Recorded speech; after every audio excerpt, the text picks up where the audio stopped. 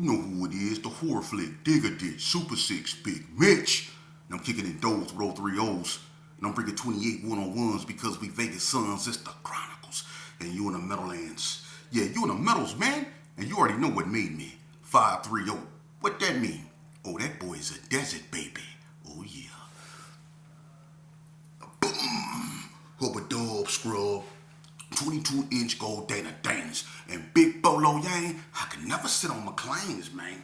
Welcome to Vegas Chronicles with the host, Mr. Super Six, Mr. Digger Ditch, Big Mitch. And today, like any other day, y'all know what we do. We kick actual factuals with no additives and no preservatives, just raw and uncut. Like what? Like summer sausages and crackers. Shout out to everybody that's been rocking with me, man. Shout out to everybody that's been supporting my platform. Let's jump right off into it. You know, today is a very sentimental day for me. Yeah. I received a phone call about 3-4 days ago. And when I answered the phone, it was an individual on the other end. And it went this way. Hello? You know, Sheep, what up? I say, who is this? He say, Junior. I say, Junior? Now I'm saying to myself, I know a lot of juniors. But I'm like, dang, who is this Junior? And I say, what Junior? He say, oh, you don't know me now? And I'm trying to, because I'm real good with voices. But I haven't heard his in such a long time. So I'm trying to figure out, like, who is this? So I'm letting him talk more, and I'm trying to, but it's not registering, right? So I say, I say, what Junior? He say, from the town. So that narrowed it down. So now I'm thinking about all the juniors from North Town. So I'm thinking, Junior. The first one pop in my head is J-Rat from North Town Gangster. His name was Junior. So I said, J-Rat? He said, nah. And then he got right to the point. He said, man, it's OG Mother Locc. I said his name, you know what I'm saying? Because I couldn't believe it was him. I just did a video when I talked about Young Trey from Donna Street and Coop C from Donna Street getting into a fight down there by Unit 3. If anyone's seen that video, y'all remember when I talked about that was the hardest fight I seen. And how Donna from GQ had Coop C and Young Trey out there fighting, and OG Locc tried to break it up. But Dada grabbed him, and him and OG got the scuffling, right? That's the OG Locc I was talking about. This is an individual, you know, and I'm not afraid to never say this, because I never lost love for him. Me, Ralphie Boy from Donna, OG Locc, Gerald. Gerald got a brother named Irish. Irish used to, you know, have a bug. It was orange back in the day. They call it the Orange Crush. But Irish and Gerald had a gray, I think, two-door Cadillac. I think Gerald claimed White Street, if I'm not mistaken. But we used to be a crew, and we had some little locals with us. And one of the original Donna Streets, which was an SA named Easy E, he started hanging out with the little locals, though. We used to all be a crew. We used to do beer runs, I swear to God. We used to kick it over there in the Cary apartments right there, right off Donna. Those apartments right there on the right-hand side as soon as you turn down Donna. We used to be over there. OG Locc used to mess with this female named Tissa, right? And we used to rob the Pizza Man, and we used to just be nuisance. We used to be putting in work. But we was like brothers. We was family. This when the Donnas and the Gersons was linked up. We was family, right? So I get a call from him, and we talking, and it kind of like, I ain't gonna lie, it had me kind of emotional, because this is a guy that was a brother to me, but due to my actions and what happened between my neighborhood and his neighborhood, we fell out. But the conversation, it was about, you know, basically, I'm gonna get to the point. He feel that, you know, he recognized what I'm trying to do. Save the youth, talk about what went on in these streets, why the youth need to stay out the streets. You know, that's a good thing that me and him both agreed upon. But for some reason, he felt that if, you know, one way that some of his people, meaning the Donnas or even the Northern brothers, will be more receptive to my message is if I would apologize. Now, I've done many videos where I show remorse for my actions, and I've apologized for my actions. Whether he's seen those videos, whether the Donnas seen them, I don't know.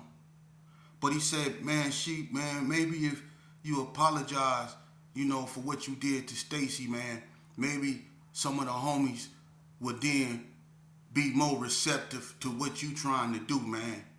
Maybe, and to me, I ain't gonna lie. A part of me was like, why should I apologize when my actions show that I'm sorry? I'm a human being, so I have an ego,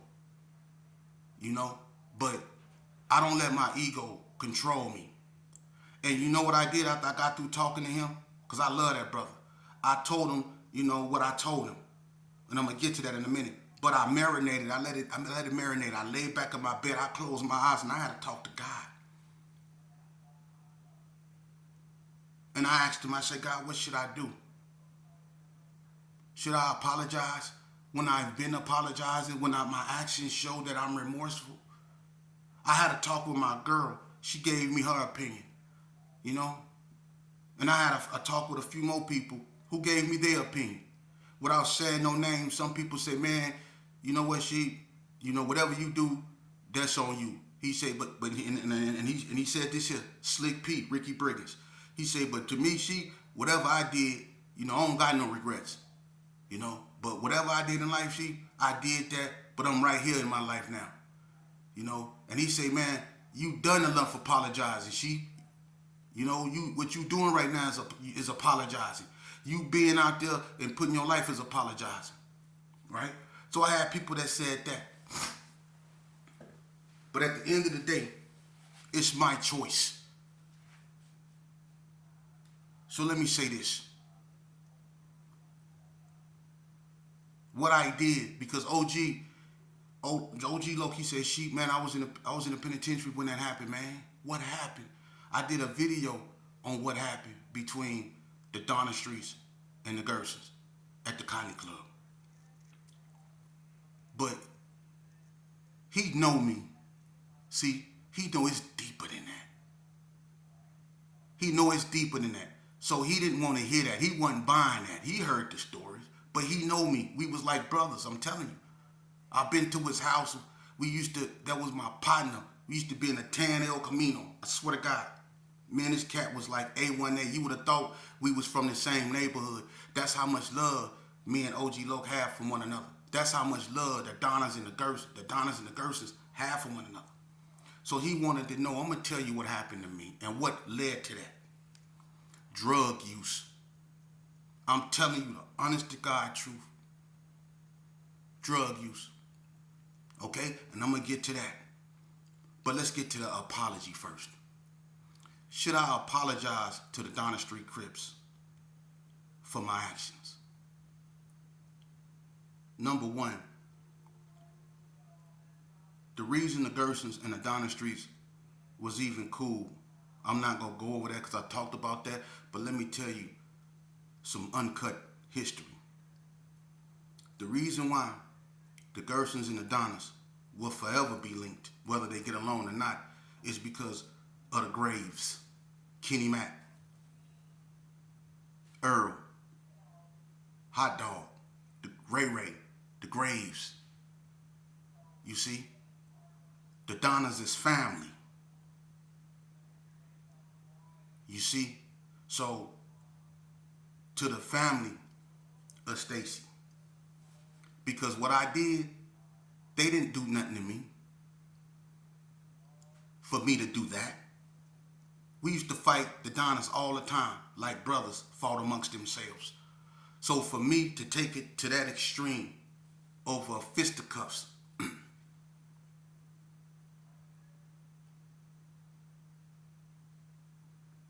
so to the family of Stacy, you probably would never forgive me for what I've done. I can't take back what I've done.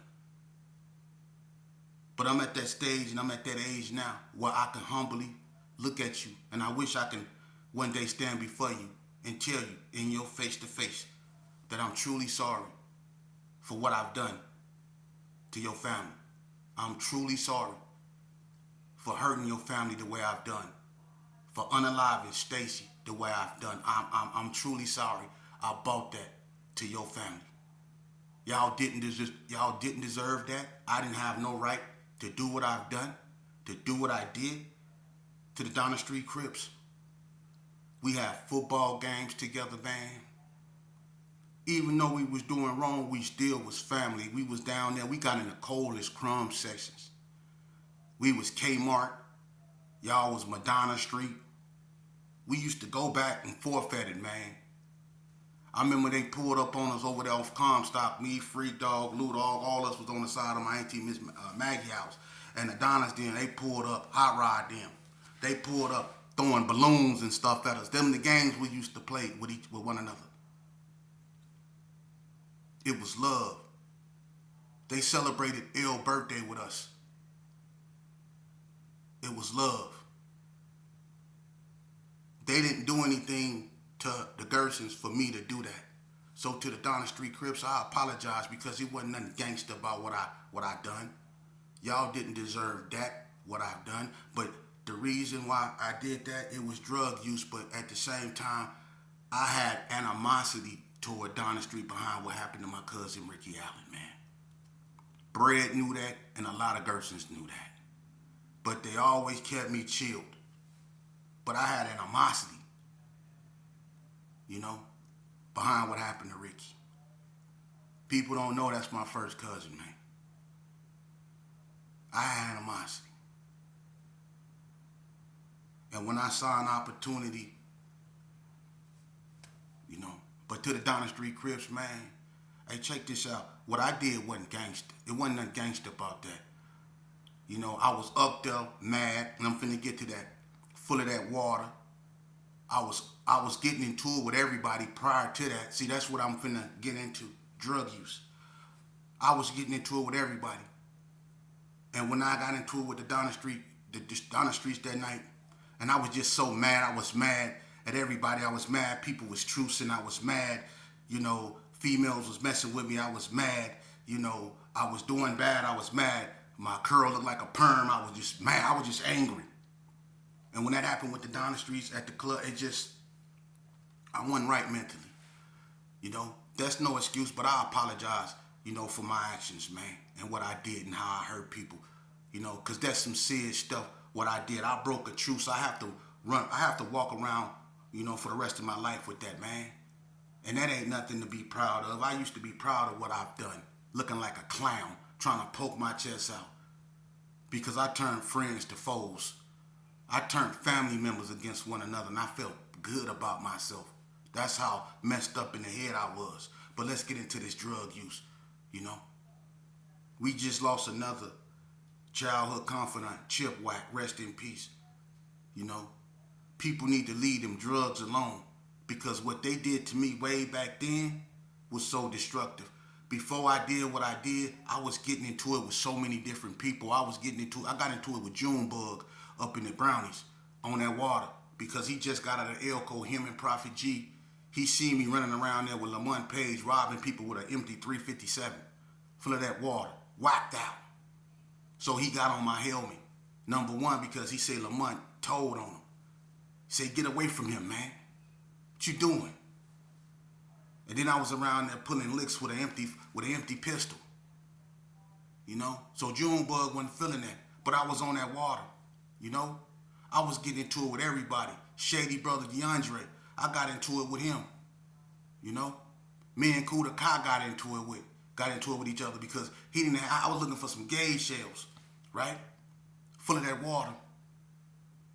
But let me tell you something. One day, this is how gone I was. I was so gone, I used to hang out with light-skinned Rock from Sydney Sue. Rock from Sydney Sue, light-skinned Rock. He had a female that stayed in the Brownies, And him and Roosevelt from Sydney Sue used to be over there. So I started hanging out with them, because I was getting into it with everybody else. So I started hanging out with Rock and Roosevelt, right? So one day, me and Rock, we went and got a stick, right? It was a loud one too. Gone, right? So I end up in the car with KC. He had this green, ugly car. I don't know what kind of car. It was green and ugly. And you know, KC was healing from being jumped by the 40 block dudes, right? So me and KC together, right? I got this long 2020 Winchester pump, right? So I don't want to sit in the front seat because it's too long. I got caught with that gun, right? So I get in the back seat. He got a pit bull in the back seat, right? We go to Paru Turf. We get a stick from Tara, right? We go back to the Brownies. We park. I'm in the back seat of the car, stressed out. He got a pit bull in the back seat, right? You know what I mean? And we start hitting that water, right? I'm back there. I'm messing with my gap first. I'm messing with the shotgun, right? Next thing you know, I swear to God, it's like that pit bull. It was like he started talking to me. Like I looked at him, and it was like he was like, "What you looking at?" So I'm like, "What?" So, but it's that water messing with me, right? So I'm talking to this pit bull like he talking crazy to me. And the pit bull probably don't even know what the hell I'm going through. But I swear to God, this pit bull talking crazy. So I'm like, "What you say?" And it's like he said, "You heard me." And I'm like, I just flashed him, "Say something else." And I'm like, I'm back there putting it on Gerson, I'll knock him out. I'm like, "I'm cursing, I'll knock you out." So the pit bull get the barking. And when he get the barking, it was like the pit bull was like, "Do it, do it, do it." But he was barking, he was, but to me, he was saying, "Do it, do it." So I'm looking in the front seat, I'm wet. I'm full of that water. So I'm looking in the front seat, I'm telling KC, "You better get your homeboy. You better get your homeboy." I'm on this water though. This a dog though, man. But I swear to God, I'm telling him, "You better get your homeboy." I'm on this water though, right? So the dog was like, "Do it, do it." And I'm like, "Shut up, say something else." So I poked my finger in the dog's face, and it was like the dog said, and tried to bite me. Man, I fired on the dog. Boom. You know what I'm saying? Straight up. It was slow, but it was accurate. I fired on the dog. Boom. Man, that dog got a hold of. That dog was back there. Look, the whole cow was doing this. I'm back there scrapping the dog, losing horribly. I got a shotgun. Can't even get to it. The dog was on me. Whoop, man, listen. The dog, look, I done climbed out my shirt and everything. I don't know who that was that opened the door, but when they opened the door, I slid out my shirt so eloquently. I slid up out that shirt, and the dog still had the shirt going. That dog whooped me out in the backseat. But I was on that water though, fighting a pit bull in the backseat. That pit bull had me back there whooped out. I was winning at first, but he started putting them teeth on me. I could, man, he had me back. And it's like he was moving too fast too. But when he got a hold all up here, and got the man, I got the coming up out my shirt and everything. Man, I was back there doing some moves so cold. I was pop locking in that back seat so cold. I came up out my shirt. That pit boy tore my up in that back seat. You know what I mean? But that's what that water do to you. That's how whacked out I was, man. I was going off that water. You know, and that's what I be stressing about drug use. Stay off that water, man. Stay off drugs. Now it's like they weaponized it because if you look at who falling out on this stuff, it's the Garrisons. This ain't no secret. Man, y'all need to leave that stuff alone, man. But back to what I was saying. It took me a lot of years to come to terms and accept and forgive myself for what I did. I done a lot of dirt. I don't just apologize for what I did to Stacy's family, what I did to Stacy, or what I did to the Donnas. I apologize to all the families out there that I've affected negatively. You know, I've done a lot of bad stuff, you know, and some people not gonna ever see the good in me. Some people not gonna ever forgive me. And you know what? I can't be mad at that. I have to go on with my life. But I want these youth to know, if it ever come a time in your life when you truly are sorry for what you've done, if you wrong somebody, never be too hard. Never be too stuck in your ways not to be able to say I'm sorry. It don't make you weak. It don't. It took me a long time to forgive myself. That's where it starts. Learning to forgive yourself first. Because learning to forgive yourself, learning to heal, you know, to accept all your minuses, that gives you the strength to push forward. And trust me, God recognized that and he go move with you. You see? So I'm gonna continue, and I know like, it's gonna be some guys from Donna that's not go forgive me for what I've done, and that's okay. That's okay. But remember, on this day today, I apologize because I want the youth to know that it's okay if you wrong somebody to apologize. If you truly sorry, you gonna have some people that ain't gonna be for that, and they gonna come up with many reasons why. But those are their reasons. If you stay in total control of your decisions and who you are in your journey, that decision is for you to make like it's my decision to make. And it's going to be some people like, oh, she tripping. No, when I was evil, I was evil. One of the first persons when I went to the penitentiary that I got into it with, from Donna, really got into it with, was Lump. It was Lump and Low Beam together over there on the side of Unit 6, and Lump had this big radio, and he was bumping Easy E, real G's, right? And I was standing over there with Grouchy Locc, Kip Nut, and a few more people. And that's one of the first time I heard that song. So I started throwing up my neighborhood in the air, you know what I'm saying, dancing to the song. And he turned the radio off, and he said straight up, "Don't throw that at me, no mother at mo." Right? And I look, I say, who he talking to? He said, "I'm talking to you." I said, "You ain't talking to me." And he gave Low Beam his radio and started walking over there. So Grouchy was like, "Man, he come over here with that bull rap." Like, Kid was like, "We go smash him straight up." So I'm like, he's like, "What's happening?" I'm like, "What's up?" He was like, "Check this out. You don't know me like that, homeboy. I ain't one of these little." I said, "You don't know me." And he was like, and Kippy was like, "He wasn't throwing nothing up at you, Lump." I said, "I was dancing to the music." He said, "Oh, that's what you was doing?" I was like, "Yeah." He was like, "Oh, I thought you was." I was like, "Nah, we ain't. If I was, I tell you I was." But you could tell it was just animosity there. And later on that night, Woody and Lump came to me. Woody and Lump. And they basically, Lump told me that they've been getting along on Indian Springs Yard, and they not going to let me come up in there and disrupt nothing. I felt like an outcast because Woody didn't say nothing. Woody didn't say, "This my little homeboy, you know." No, he let Lump say, "We've been getting along, and we not going to let you disrupt nothing." And in reality, that's what I did. I turned friends against foes. The Donnas and the Gersons was together. And a lot of them didn't like the fact that they had to go to war with one another. A lot of them was happy that they was locked up during that era because they couldn't see themselves tripping with one another. Like I said, the Graves, you know, the Daughteries. It's a lot of dudes that come from Donna who roots go through Herbert Gerson and vice versa, man. So what I did was something that was unnecessary, and that was my bad. You know, and saying I'm sorry is just words. It has no validity if I don't back it up with action.